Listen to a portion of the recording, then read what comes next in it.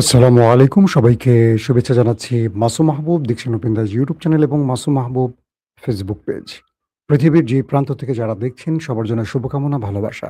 দর্শক, আহ এই মুহূর্তের লাইভে আমি যে বিষয়গুলো নিয়ে কথা বলতে চাই তার প্রধান কয়েকটি বিষয় থাকবে। বাংলাদেশ প্রসঙ্গ থাকবে, আন্তর্জাতিক প্রসঙ্গ। বাংলাদেশের প্রসঙ্গে থাকবে হঠাৎ করে রাজনীতি কেন অশান্ত হয়ে উঠছে, কেন ছাত্রদল, শিবির, এনসিপির মধ্যে সংঘর্ষের ঘটনা ঘটছে, নেপথ্যের কারণ কি হতে পারে? ২ নম্বর ইস্যুটি থাকবে আন্তর্জাতিক প্রসঙ্গ। সেখানে হঠাৎ করে আমেরিকা দাবি করেছে অল্প সময়ের ব্যবধানে ইরানের সাথে তাদের চুক্তিটি হতে যাচ্ছে এবং হরমুজ প্রণালী খোলা হচ্ছে। ঠিক সেই সময়টি ইরান সারপ্রাইজ আরেকটি অ্যাটাক করল ওমানগামী একটি জাহাজে। ইরান আমেরিকার মধ্যে দ্বন্দ্ব কোন দিকে আবার মোড় নিচ্ছে? এই প্রসঙ্গগুলো আজকের আলোচনায় রাখব। প্রথমে আমি আন্তর্জাতিক প্রসঙ্গটি উল্লেখ করে চলে যাব বাংলাদেশের রাজনীতির আলোচনায়। দর্শক, প্রথম যে খবরটি দিয়ে শুরু করতে চাই, মার্কিন অর্থমন্ত্রী বেসেট বলেছেন হরমুজ প্রণালী খুলে দেয়া চুক্তিটি আজ বা কালকের মধ্যেই হতে পারে। এই চুক্তির ফলে বাণিজ্যিক জাহাজগুলো মুক্ত চলাচল পাবে।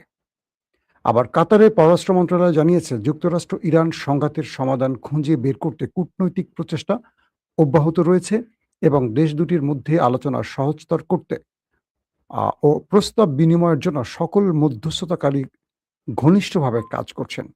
পাশাপাশি যুক্তরাষ্ট্রের যুক্তরাজ্যের সামুদ্রিক নিরাপত্তা সংস্থা ভ্যানগার্ড জানিয়েছে ওমানের কাছে হরমুজ প্রণালীতে একটি জাহাজ ক্ষতিগ্রস্ত হয়েছে।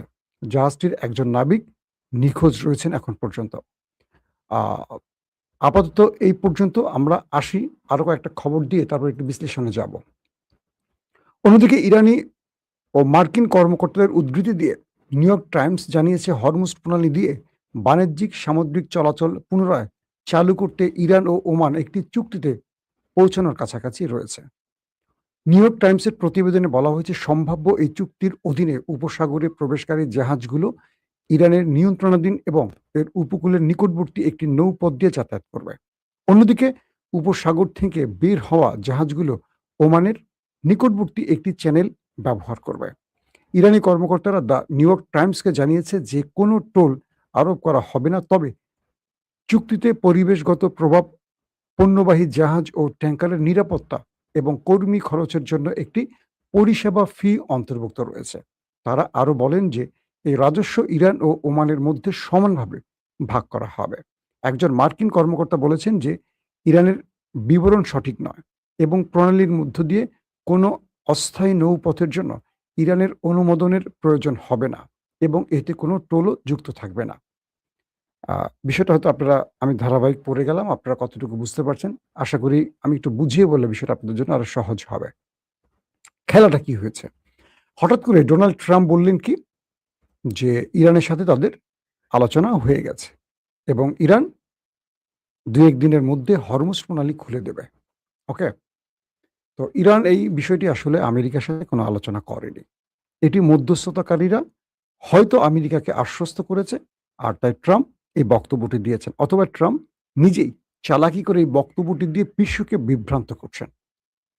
২ নম্বর, যখন আমেরিকা এই কথাটি বলছে ঠিক তখনই ইরান একটা সারপ্রাইজ অ্যাটাক করলো। কোথায়? ওমান সাগরের কাছাকাছি। অর্থাৎ ইরান আমেরিকাকে তার মুখে জবাব না দিয়ে একটা কাজে জবাব দিয়েছে। যখন মার্ক রুবিও, যখন মার্কিন অর্থমন্ত্রী, পররাষ্ট্রমন্ত্রী, মার্কিন প্রেসিডেন্ট ডোনাল্ড ট্রাম্প তারা বলছেন ইরানের সাথে আলোচনা চলছে এবং আমরা একটা চুক্তির খুব কাছাকাছি। তখন ইরান বলল, না, আমাদের কোনো চুক্তি সম্পাদিত হয়নি। কারণ আমেরিকা বলছে ইরান হরমুজ প্রণালী দিয়ে কোনো টোল নেবে না। আর ইরান বলছে তারা টোল নেবে না, কিন্তু পরিষেবা নেবে, মেইনটেন্যান্স ফি নেবে। এখানে দুটোর মধ্যে দ্বন্দ্ব তৈরি হয়। তো যখন আমেরিকা ইরানের নামে এই মিথ্যাচারটা করে যে ইরান বলছে কোনো টোল নেবে না এবং কাল পরশু তারা হরমুজ খুলে দেবে, তখন ইরান কি করলো? ওমান সাগরে যাওয়ার পথে একটি জাহাজে অ্যাটাক করে বসলো এবং সেই জাহাজটিকে মোটামুটি অর্ধেক প্রায় ডুবন্ত অবস্থায় চলে গেছে এবং একজন নাবিক হয় মারা গেছেন অথবা নিখোঁজ আছেন। তো ইরান এই জবাবটি আক্রমণের মধ্য দিয়ে দিলেন কেন? এ কারণে দিলেন ট্রাম্পের যে মিথ্যাচার, এই জবাবটি ইরান আক্রমণ দিয়ে বোঝালো যে না, আমরা ট্রাম্পের সাথে কোনো আপোষ রফা করছি না। আমরা যে দাবিগুলো করেছি সেই দাবি যদি আমেরিকা মানে, হরমুজ দিয়ে জাহাজ চলাচল করবে। যদি না মানে তাহলে আমাদের আক্রমণ অব্যাহত থাকবে। ইতিমধ্যে ইরানি কয়েকটা গণমাধ্যম বলছে তারা সেখানে নতুন করে মিসাইল ড্রোন রেডি করেছে আরেকটা অ্যাটাকের জন্য। তার মানে আমেরিকা যদি ইরানের সম্পূর্ণ শর্ত না মানে, ইরান এখানে আবারও যুদ্ধে ফিরে যাবে। একটা ব্যাপার গেল। আসলে চলছে কি পর্দার অন্তরালে আলোচনা, সেটা একটু আমরা আলোচনায় আনি আগে। বিষয়টা হলো যে আমেরিকা যে দাবিটা করছে তার সঙ্গে ওমান এবং ইরানের মধ্যে একটি আলোচনা হয়েছে। আপনারা জানেন যে ইরানের পররাষ্ট্রমন্ত্রী ওমানের পররাষ্ট্রমন্ত্রীর মধ্যে কয়েকদিন ধরে আলোচনাগুলো হচ্ছে। আলোচনাটা হয়েছে যখন জাহাজগুলো করবে, ইনপুটে আসবে, তখন এখানে পুরো দায়িত্ব ভারটা থাকবে ইরানের ঘাড়ে। ইরান এই জাহাজগুলোর নিরাপত্তা দেবে, সকল পরিষেবা ইরান দেবে। আর জাহাজগুলো যখন এখান থেকে বাইর হবে, হরমুজ এই প্রণালী দিয়ে যখন জাহাজগুলো বের হবে, তখন এটাকে দায়িত্ব নিয়ে পালন করবে ওমান। অর্থাৎ দুটো দেশ, ঢোকার ক্ষেত্রে একটি দেশ ইরান, বের হওয়ার ক্ষেত্রে আউটপুটের ক্ষেত্রে ওমান। এবং যখন যাবে, জাহাজগুলো ঢুকবে, তখন এখান থেকে সকল পরিষেবা, নিরাপত্তা, মেইনটেন্যান্স ইরান করবে এবং অর্থটা ইরান পাবে। যখন জাহাজগুলো বের হয়ে আসবে, তখন এটাকে নিরাপত্তা, পরিষেবা, এভরিথিং, এটার যে অর্থটা আসবে, মেইনটেন্যান্স ফিটা আসবে, সেটা ওমান নেবে। এইভাবে চুক্তিটি হলো। ইরান বলছে, আমেরিকা বলছে না, যদি ইরানের সাথে আমাদের কথা হয়েছে, ইরান কোনো টাকা নেবে না। আর যদি ইরান টাকা নেয় তাহলে আমরাও নেব। মানে ট্রাম্প এটা আবার যুক্ত করছে, যদি ইরান হরমুজ প্রণালী থেকে কোনো অর্থ নেয়, সেক্ষেত্রে আমরাও টাকা নেব। তো আমেরিকাকে ইরান বলছে যে হরমুজ হলো আমাদের সীমা, হরমুজ হলো আমাদের জলসীমা। তুমি এখানে কে টাকা নেবার বা টাকা দেবার বা তুমি এই সিদ্ধান্ত নেয়ার? একদিকে ওমান নেবে, একদিকে ইরান নেবে। তোমার এখানে এই বক্তব্য দেওয়ার যৌক্তিকতা কি বা তোমার ক্ষমতা কি বা অধিকার কি? ট্রাম্প আবারও নতুন করে গো ধরছে যে না, যদি ইরান নেয় আমি নেব, যদি ইরান না নেয় তাহলে আমি নেব না। এটা হলো ট্রাম্পের নতুন এক চালাকি। ইরান বলছে আসো, তোমাকে টাকা দেব। তোমাকে টাকা নেওয়ার জন্য আমি মিসাইল আর ড্রোনগুলো সেখানে আবার রেডি করে রেখে দিয়েছি। এই হলো আজকের লেটেস্ট আপডেট। তো এখন তাদের পক্ষ থেকে, ইরানের হুতিদের পক্ষ থেকে আবার একটি স্টেটমেন্ট আসছে। হুতিরা আবারও মার্কিন যুক্তরাষ্ট্রের নাজারা শহর একটা জায়গার নামে, দুঃখিত, সৌদি আরবের আরেকটি শহরে আবার আজকে অ্যাটাক করেছে। অর্থাৎ হুতিরা সৌদি আরবকে এবার আরেকটি মেসেজ দিল। আর হুতিরা বলছে যে মূলত তাদের একটি জায়গায় অবৈধ প্রবেশ করেছে সৌদি আরব। আর তাই তারা সেই অবৈধ প্রবেশের প্রতিশোধ বা মানে কি বলবো, আঘাত হিসেবে এই শহরটিতে আবার তারা আক্রমণ করেছে। তার মানে হুতি সৌদি আরবের এখনো পরিবেশ শান্ত হয়নি। দর্শক, চলে যাই বাংলাদেশ প্রসঙ্গে। আপনাদের বাংলাদেশের খবরের জন্য যারা ওয়েট করছেন, বাংলাদেশের গুরুত্বপূর্ণ ইভেন্ট আসলে সাধারণত আমি বাংলাদেশের আলোচনাগুলো আনার চেষ্টা করি। বাংলাদেশের মারামারি কাটাকাটির খবরগুলো আসলে আমার ভালো লাগে না। গত ১৫-১৬ বছর তো অনেক শুনেছেন। মানুষ আসলে একটু শান্তি চায়। হাসিনাকে সরানো হয়েছিল কেন জানেন? বাংলাদেশের কোনো রাজনৈতিক দল না, সব শ্রেণীর মানুষ সম্মিলিতভাবে হাসিনাকে সরিয়েছে। এটা আপনারা সবাই জানেন। এটা ৭১-এর বানানো গল্প না, বা ৫২-এর গল্প না, বা ৪৭-এর গল্প না। এটা ২০২৪ গল্প। এটা বাংলাদেশের মোটামুটি যাদের একটু জ্ঞান বুদ্ধি আছে, ইভেন আমার ছোট বাচ্চা, সেও জানে আসলে কি ঘটেছে। নতুন করে ইতিহাস লেখার কোনো সুযোগ নেই।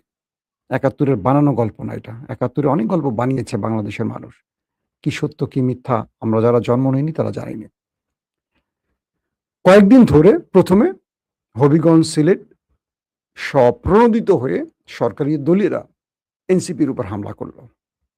এনসিপি কিচ্ছু করেন।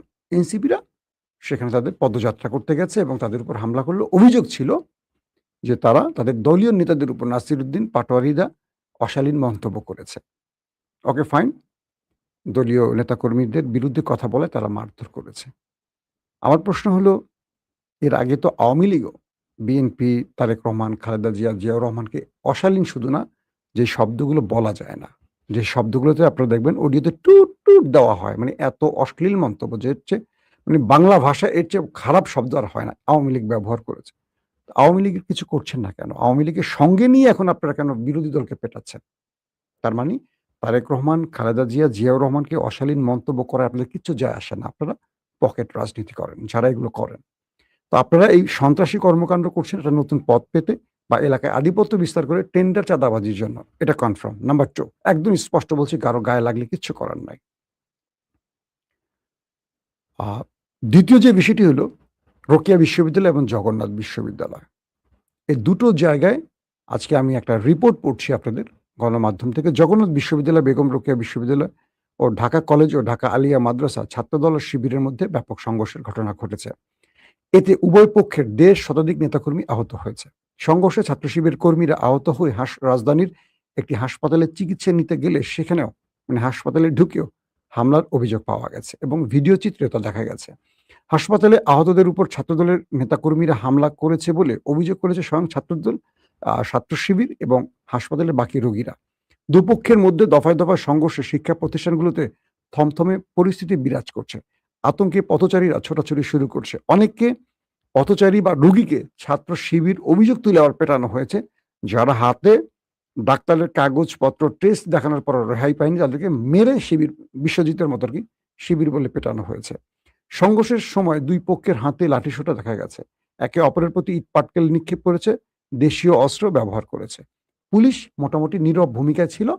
কারণ পুলিশ দৃশ্য দেখেছে, অবলোকন করেছে। সাংবাদিক হয়ে গেছে পুলিশ। আমাদের পুলিশ নিয়ে কথা বলতে গেলে আমার খুব মজা লাগে। যেই দল ক্ষমতায় পুলিশ তার। সেখানে একা মানে আওয়ামী লীগের সময় পুলিশকে মাইরা গাছে ঝোলানোর সময় দৃশ্যগুলি ওরা শেখে নাই।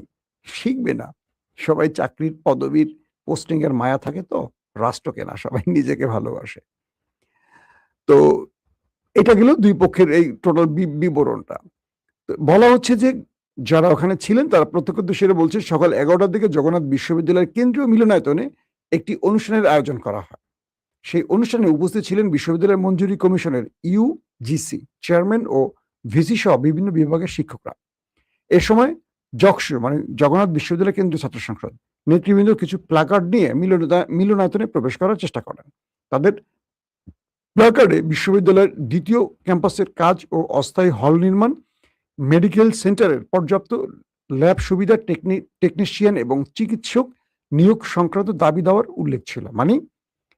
জগন্নাথ বিশ্ববিদ্যালয়ের ছাত্র সংসদ তারা কিছু প্ল্যাকার্ড নিয়ে আসে, দাবির প্ল্যাকার্ড। সেখানে কি থাকে? যে দ্রুত একটা হল নির্মাণ, মেডিকেল সেন্টার, পর্যাপ্ত ল্যাব সুবিধা, টেকনিশিয়ান থাকবে, চিকিৎসক থাকবে। অর্থাৎ ছাত্রদের যে অধিকারগুলো সেই বিষয়গুলোর দাবি তোলে। ছাত্রদলের আবার এই দাবিগুলো ভালো লাগে নাই।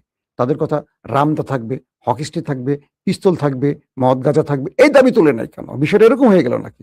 মানে আমি একটু হাস্যরসের জন্য বললাম কথাটা। ছাত্রদের অধিকার নিয়ে যখন তারা দাঁড়িয়েছে, একটা মজা লাগে। ছাত্রদলের জগন্নাথ বিশ্ববিদ্যালয়ের যিনি এখন সভাপতি, তার মনে হয় মেয়েটে বিয়ে হইছে কিনা একটু খোঁজ নিতে হবে।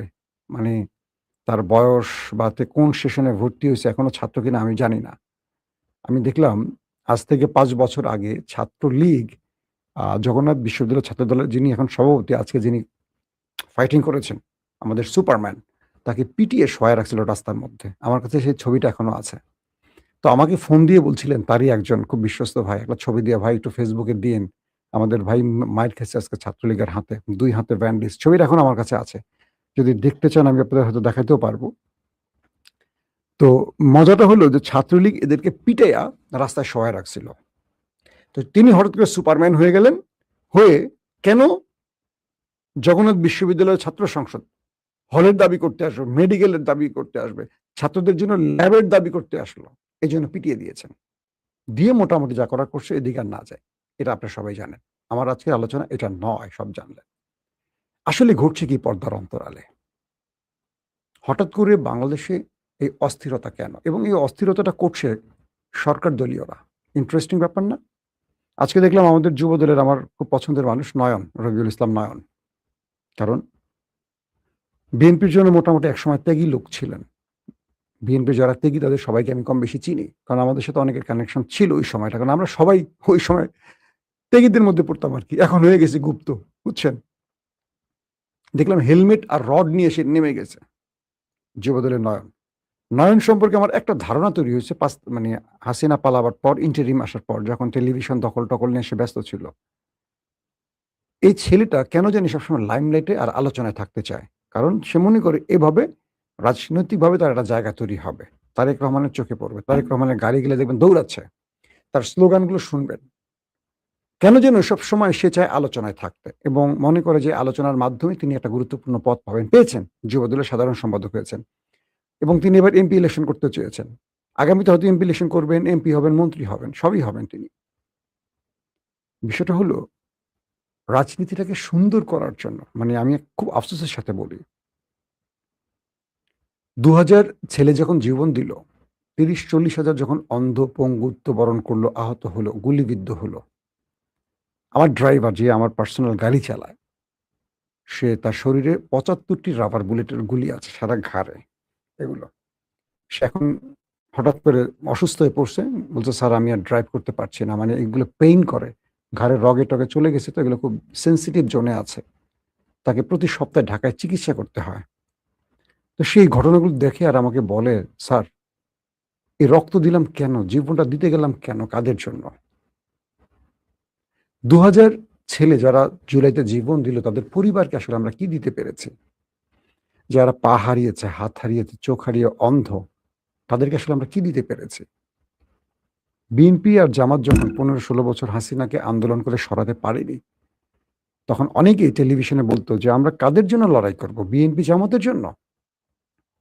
এরা ক্ষমতায় আসলে যে উলাও সেই কদুই তো হবে।" তখন বিএনপি বলত, তারেক রহমান লন্ডন থেকে তার দুর্দান্ত অসাধারণ বক্তব্যগুলো দিয়ে জাতিকে বোঝাতেন আগামীর বাংলাদেশ হবে নতুন বাংলাদেশ এবং তার স্লোগান সবার আগে বাংলাদেশ। আমরা আশ্বস্ত, আমরা বিশ্বাস করি সেটি হয়তো তারেক রহমান করতে পারবেন। কিন্তু তিনি যে পারবেন গত ৫-৬ মাসে আমাদের কিছু ঝলক দেখানো উচিত ছিল। ৳২৫০০ ফ্যামিলি কার্ডে টাকা দেবেন। সবাইকে না, গরিব দরিদ্রদের। ৳২৫০০ দেয়ার বিনিময়ে যদি ৳৪,০০০ বিদ্যুৎ বিল নিয়ে গেলেন, লাভটা হলো কোথায়? মানে বিদ্যুৎ বিল দিয়ে কি ফ্যামিলি কার্ড দিবে? প্রশ্নগুলি আসতে পারে না? ভৌতিক বিলের অভিযোগ উঠছে। সরকার এটা খতিয়ে দেখবে না দেখবে না? এই টাকাগুলো কোথায় গেছে? কার পকেটে গেছে?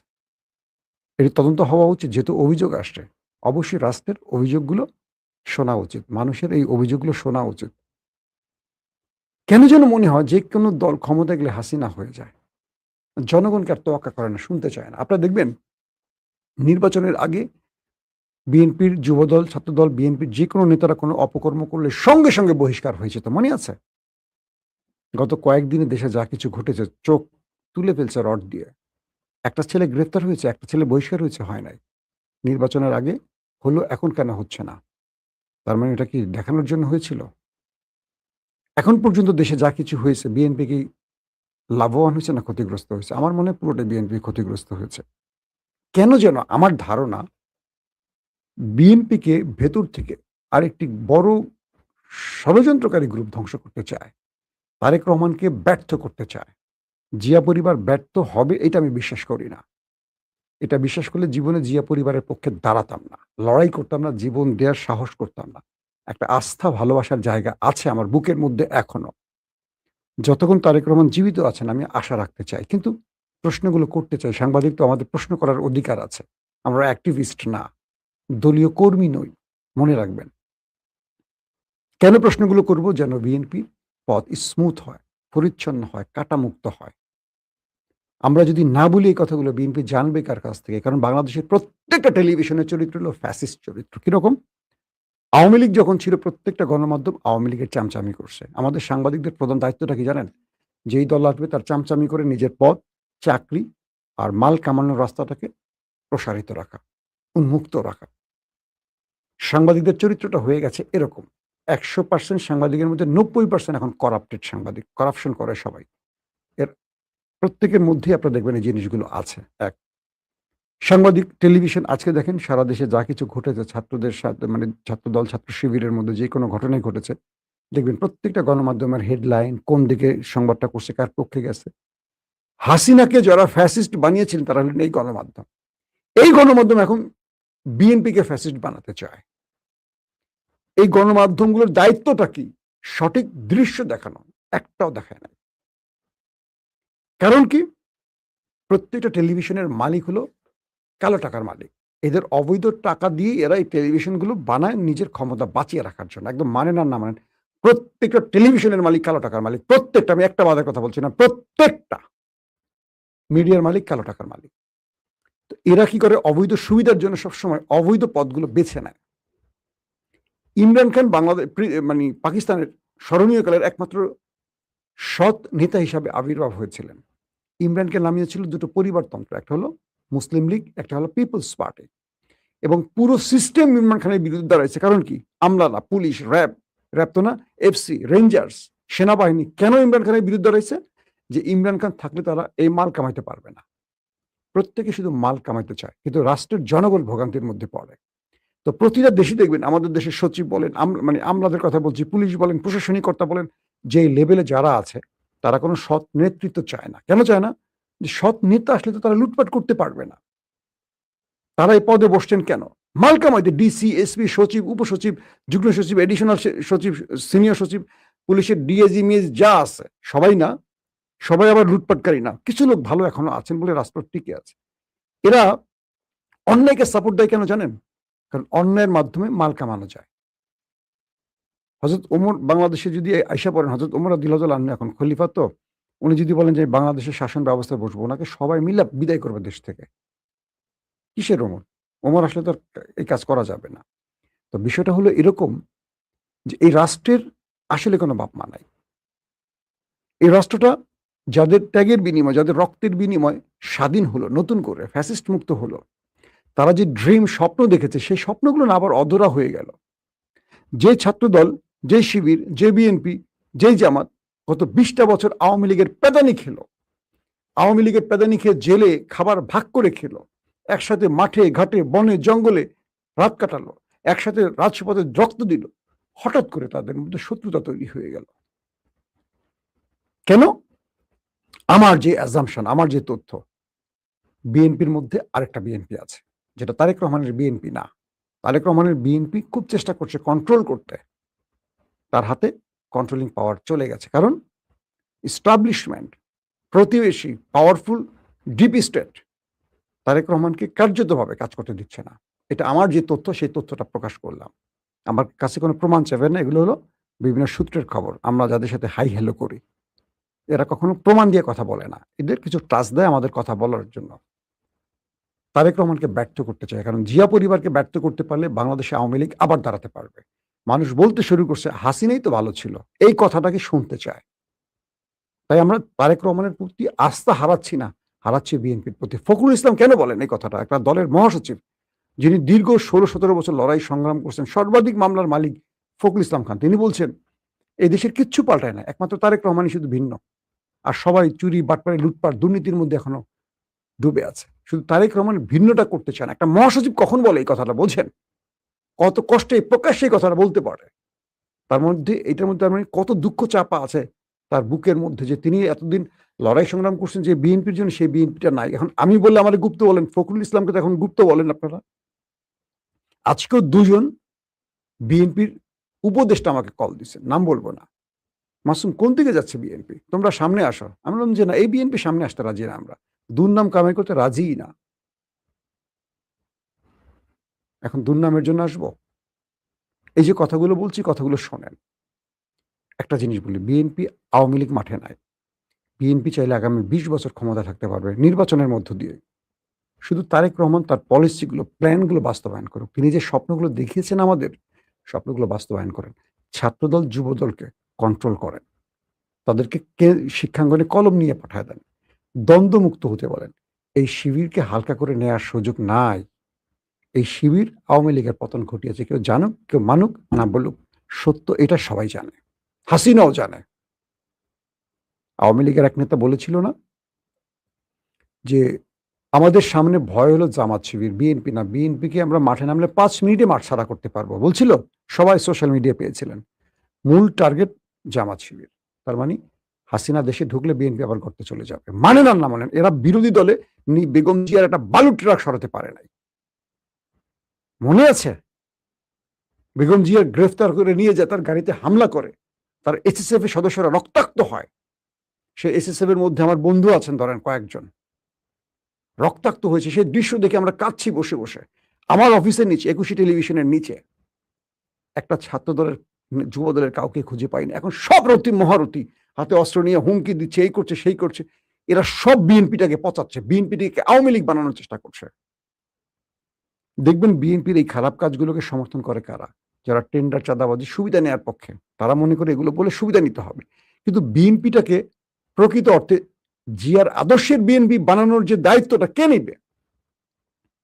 জিয়া মারা যাওয়ার পর, শহীদ হওয়ার পর মানুষ কিভাবে কাঁদছে? এই দেশে জিয়াউর রহমানকে মানুষ এখনো মনে রেখেছে মাত্র ক্ষণজন্ম একজন ব্যক্তি, কয়েক বছরের জন্য ক্ষমতা ছিলেন। আজও তার দলটা সবচেয়ে জনপ্রিয়। কেন বলেন তো? সুশাসন দিয়ে গেছেন দেশের মানুষকে। স্বনির্ভর বাংলার মূল রূপকার ছিলেন জিয়াউর রহমান। এই বিএনপিটাকে মানুষ এখনো জিয়াউর রহমানের কারণে মনে রাখে, ভালোবাসে। আমরা যে লড়াই করি জিয়াউর রহমানের জন্য করি, বেগম জিয়ার জন্য করি। তারেক রহমান আসছেন, আমরা তার উপর আস্থা রেখে বলছি। আমি জানি না অদৃশ্য শক্তি আপনাকে কাজ করতে দিচ্ছে, বাধা দিচ্ছে, কি করছে, কিন্তু সমস্ত ব্লেম যাচ্ছে আপনার ঘাড়ে। মানুষ মিছিল করছে আপনাকে নিয়ে। আমার খুব কষ্ট লাগে, কারণ তার চেয়ে ভোগান্তি বা তার চেয়ে দুঃসহ নির্যাতন আর কে সইছে? 1/11 তার উপর কি ঘটেছে আপনারা ভুলে গেছেন? আবারও তাকে সেই পরিণতির দিকে টেনে নেবেন না, কারণ ষড়যন্ত্রকারীরা রাষ্ট্রটাকে আবার খারাপ দিকে নিচ্ছে।